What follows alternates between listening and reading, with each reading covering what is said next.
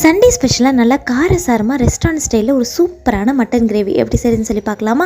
1/2 kg mutton நல்லா wash பண்ணிவிட்டு குக்கரில் ஆட் பண்ணிக்கோங்க. இது கூட 1/4 டீஸ்பூன் மஞ்சள் தூள், 1 டீஸ்பூன் மிளகாய் தூள், இஞ்சி பூண்டு பேஸ்ட்டு, உப்பு போட்டு கொஞ்சமாக தண்ணி விட்டு 4-5 விசில் ப்ரெஷர் குக் பண்ணிக்கலாம். இப்போ ஒரு சின்ன பேனில் பட்டை, கிராம்பு, ஏலக்காய், அன்னாசிப்பூ, காரத்துக்கு தேவையான வரமிளகாய், 1 டேபிள் ஸ்பூன் முழு தனியா, 1/4 டீஸ்பூன் மிளகு, 1/2 டீஸ்பூன் சீரகம், 1 டீஸ்பூன் சோம்பு போட்டு நல்லா வதக்கிட்டு இது கூட ஒரு பெரிய வெங்காயம் போட்டு நல்லா வதக்கிக்கோங்க.